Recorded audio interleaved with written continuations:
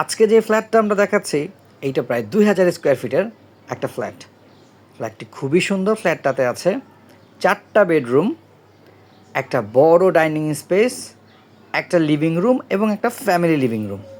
আজকে আমরা জানব যাবতীয় তথ্য। আমাদের ইন্টেরিয়রের কাজের একদম শেষ দিকে আমরা চলছে ধোয়া মোছার কাজ এবং পরিষ্কার পরিচ্ছন্নতার কাজ। তার মধ্যে জেনে নিই এই ফ্ল্যাটের বিস্তারিত। তো এই ফ্ল্যাটটাতে আমি এখন যে রুমটাতে আছি এইটা হচ্ছে চাইল্ড বেড।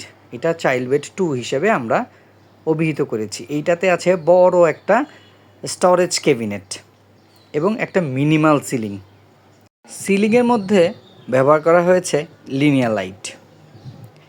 আর ক্যাবিনেটের নিচের অংশ সাদা এবং উপরের পোর্শনটাকে রাখা হয়েছে ব্লু কালারে।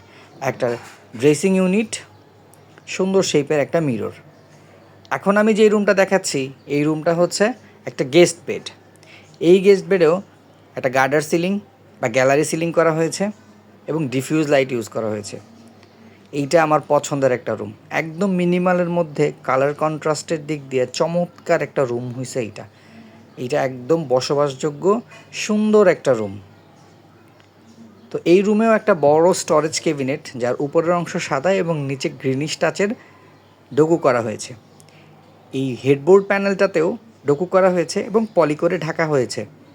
আমরা কিছুক্ষণের মধ্যেই আসলে এটা ক্লিয়ার করে দিব। দৈনন্দিন জীবনের জন্য সত্যি এটা খুবই কমফোর্টেবল একটা রুম হবে।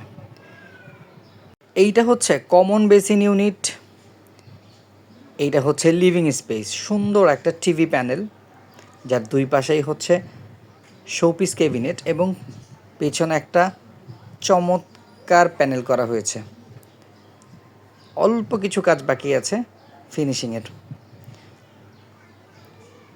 তো চলছে ধোয়া মোছা।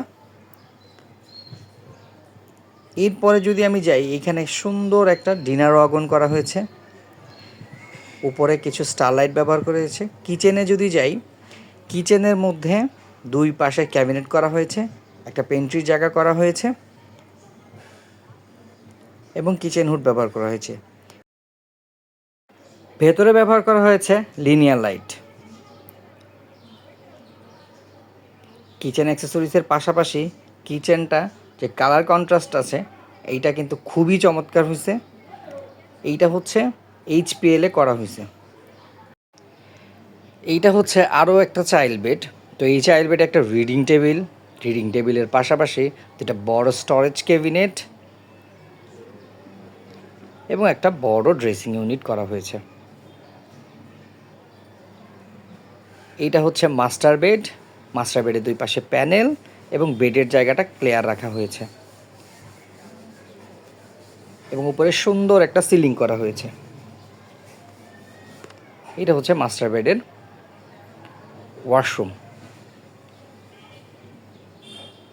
তো সব কিছু মিলিয়ে এই ফ্ল্যাটটা খুবই সুন্দর এবং চমৎকার হয়েছে, বসবাসযোগ্য। ক্লিন করা হলে আরও বেশি চমৎকার দেখাবে।